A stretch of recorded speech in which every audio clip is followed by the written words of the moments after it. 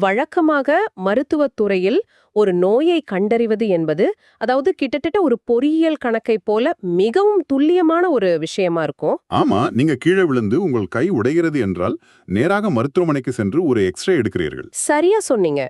அதில் அந்த உடைந்த எலும்பு ஒரு வெள்ளை நிற கோடாக மிக தெளிவாக தெரியும். உடனே மருத்துவர் அதை சுட்டிக்காட்டி, இதோ இங்கேதான் பிரச்சனை, இதைத்தான் சரி செய்ய வேண்டும் என்று மிக எளிதாக சொல்லிவிடுவார். மனிதர்களாகிய நாமும் எப்போதுமே கண்கூடாக பார்ப்பதையும் எல்லாவற்றையும் உடனடியாக வகைப்படுத்துவதையும் தான் விரும்புகிறோம் இல்லையா? கண்டிப்பா. உணர்ச்சிகளாக இருந்தாலும் சரி, மனிதர்களாக இருந்தாலும் சரி, ஒரு குறிப்பிட்ட பெட்டிக்குள் அடைத்து விட்டால் அது நமக்கு ஒரு நிம்மதியை தருகிறது. ஆனா பாத்தீங்கன்னா, மனித மனதின் ஆழத்திற்குள் நம்முடைய உண்மையான உணர்ச்சிகள் உலகத்திற்குள் நுழையும் போது அந்த எக்ஸ்ரே இயந்திரம் முற்றிலுமாக செயலிழந்து விடுகிறது. உண்மைதான். அங்கு எல்லாமே மிகவும் மங்கலாக இருக்கிறது. நமக்குள் இருக்கும் நோயை நாமே கண்டறிவது என்பது சாத்தியமே இல்லாதது போல் தோன்றும். குழப்பம் என்பது மனித மூளைக்கு எப்போதுமே அச்சுறுத்தல்தான். அந்த தெளிவான வகைப்படுத்துதலுக்கும் நம்முடைய குழப்பமான நிஜ வாழ்க்கைக்கும் இடையே உள்ள அந்த மிகப்பெரிய இடைவெளியைத்தான் இன்று நாம் ஆராயப் போகிறோம். இது மிகவும் சுவாரஸ்யமான ஒரு தேடலாக இருக்கப் போகிறது. இந்த ஆழமான தேடலுக்கு உங்களை வரவேற்கிறேன். இன்று நாம் பார்க்க போவது விஞ்ஞான் பைரவ் தந்திரா என்ற தொடரிலிருந்து 18வது பகுதி. அதாவது 1972 முதல் 1973 காலகட்டத்தில் மும்பையில் தனது தேடுபவர்கள் முன்னிலையில் ஓஷோ வழங்கிய மிக முக்கியமான சொற்பொழிவுகள் இவை. ஆமாம், பண்டைய தந்திர நூலான விஞ்ஞான் பைரவ் தந்திராவில் உள்ள 112 தியான முறைகளை ஆழமாக ஆராயும் உரைகள். இவை வெறும் கோட்பாடுகளைப் பற்றி அல்ல, முழுக்க முழுக்க அனுபவத்தைப் பற்றியது என்பதை நாம் நினைவில் கொள்ள வேண்டும். கண்டிப்பா. எந்த விதமான மதச்சடங்குகளும் இன்றி மனதை தாண்டி விழிப்புணர்வை நேரடியாக உணர வழிகாட்டும் உளவியல் ஆயுதங்கள் இவை. வாங்க சாட்சியாக நுழைவோம். அந்த விழிப்புணர்வை அடைவதற்கு முன் நாம் இப்போது உண்மையில் எந்த நிலையில் நிற்கிறோம், நம்முடைய அடிப்படை பிரச்சனை என்ன என்பதை புரிந்து கொள்ள வேண்டியது ரொம்ப அவசியம். அதாவது நமது முகமூடிகளை பற்றி பேசப் போகிறோம் இல்லையா? அதேதான். இந்த ஆழமான உரைகளில் நாம் காணப்போவது மனிதன் என்பவன் அடிப்படையில் உள்ளே ஒரு விலங்காகவும் வெளியே ஒரு புனிதனாகவும் வாழ நிர்பந்திக்கப்படுகிறான் என்ற கருத்தைத்தான். இதை நினைத்து பார்க்கும்போது எனக்கு எப்படி தோன்றுகிறதென்றால், ஒரு பார்ட்டிக்கு மிகவும் இறுக்கமான மூச்சு முட்டக்கூடிய ஒரு சூட் அணிந்து செல்வதைப் போல இருக்கிறது. மிகச்சரியான ஒப்பீடு. பார்ப்பதற்கு நீங்கள் மிக அழகாக மிடுக்காக தெரியலாம், மற்றவர்கள் உங்களை பார்த்து பாராட்டலாம். ஆனால் உள்ளே உங்களால் சுதந்திரமாக மூச்சுவிட முடியாது. எப்போது வீட்டுக்கு சென்று அந்த உடையை கழற்றி எறிவோம் என்று மனம் துடித்துக் கொண்டிருக்கும்.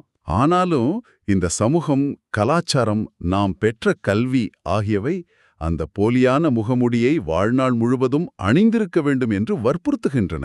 இதை ஏன் நாம் ஆரம்பத்திலேயே ஏற்றுக்கொள்கிறோம் என்று எனக்கு பல நேரங்களில் தோன்றும். இது சிறு வயதிலிருந்தே தொடங்கும் ஒரு தற்காப்பு முறைமை.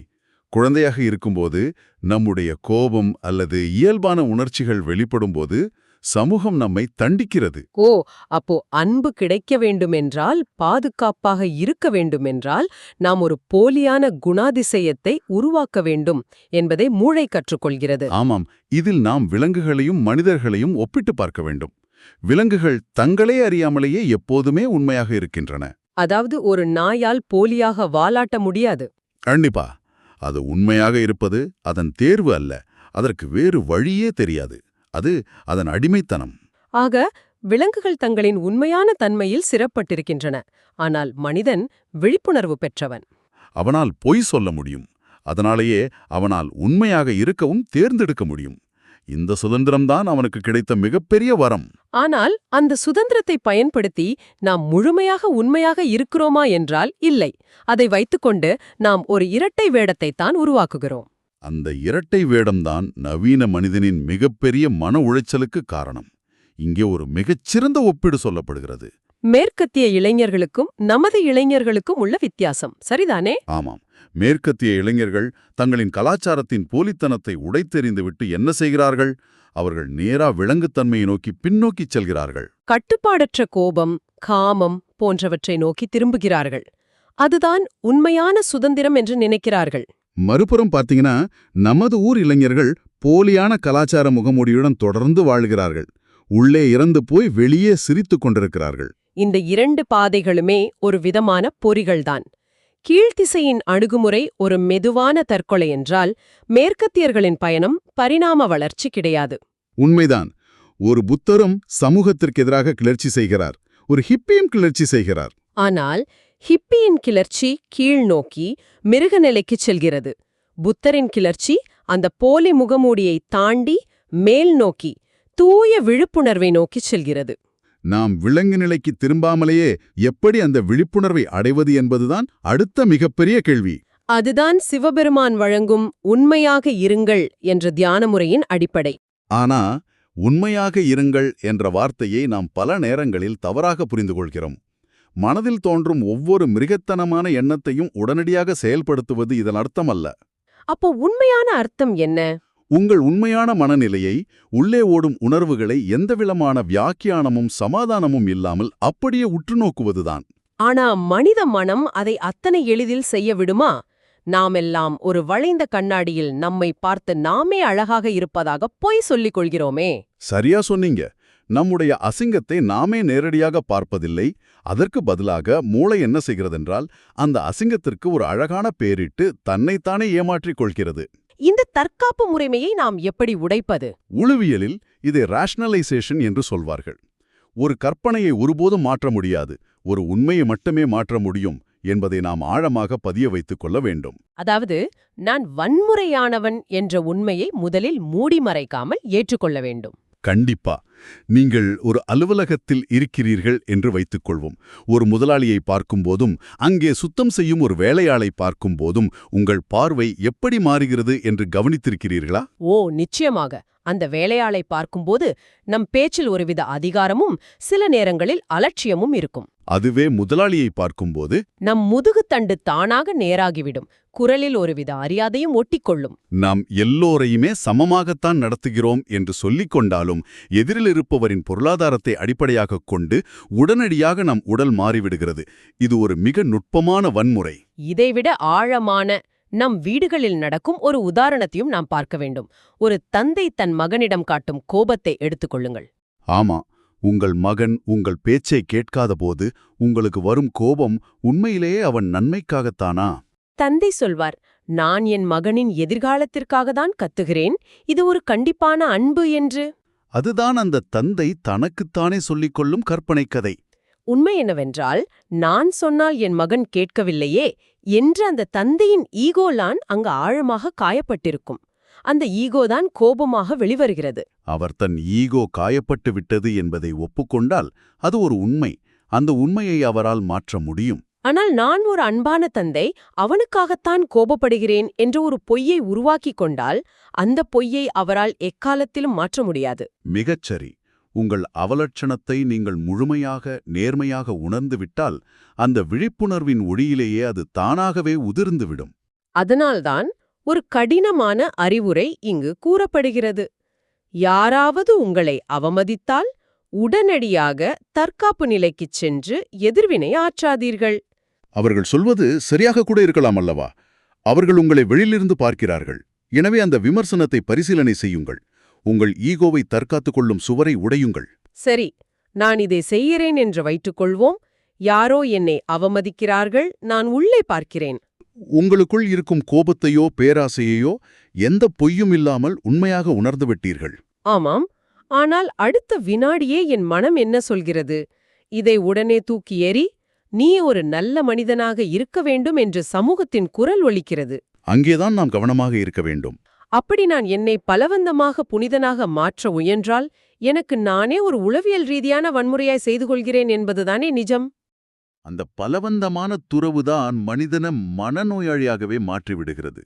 இங்கே மனநோயாளி என்பது மருத்துவமனையில் சேர்க்கப்படும் நிலை அல்ல, உங்கள் ஆளுமை இரண்டாக பிளக்கப்படும் நிலை. உடலால் தீவிரமாக விரும்புகிறீர்கள், ஆனால் மூளை அதை வெறுக்கிறது. இது உங்களை ஒரு போர்க்களமாக மாற்றிவிடும். கண்டிப்பா. சமூகத்தின் கருத்துக்களை கேட்டு எதையும் மோசமானது என்று நீங்களாகவே முடிவு செய்து எதையும் துறக்க முற்படாதீர்கள். இதை பற்றி பேசும்போது ஒரு முதியவரின் உதாரணம்தான் எனக்கு நினைவுக்கு வருகிறது. 60 வயதான ஒரு மனிதர் பிரம்மச்சரியம் என்ற பெயரில் தன்னையும் தன் குழந்தைகளையும் சித்திரவதை செய்கிறார். ஆமாம், அவர் பிரம்மச்சரியத்தை பற்றி புத்தகங்கள் எழுதுகிறார், ஒழுக்கத்தை பற்றி பேசுகிறார். ஆனால் அவர் மனம் முழுவதும் காமத்தை பற்றிய குற்ற உணர்வால் நிரம்பியிருக்கிறது. அவர் எதையும் கடந்து செல்லவில்லை. தன் உணர்ச்சிகளை ஒரு பெரிய பாறாங்கல்லை கொண்டு அழுத்தி வைத்திருக்கிறார். இங்கே நாம் 3 வெவ்வேறு விதமான மனிதர்களை ஒப்பிட்டு பார்க்க வேண்டும். முதலில் T.H. லாரன்ஸ் போன்ற ஒரு எழுத்தாளர். அவர் மனிதனின் காமத்தை எந்தவிதமான சமூக குற்ற உணர்வும் இன்றி முழு விழிப்புணர்வோடு ஏற்றுக்கொண்டார். அதில் ஒரு இயற்கையான பேரழகு இருந்தது. இரண்டாவதாக மகாவீரர். அவர் எந்த பயமும் இன்றி முழு விழிப்புணர்வோடு அனைத்தையும் துறந்தார்.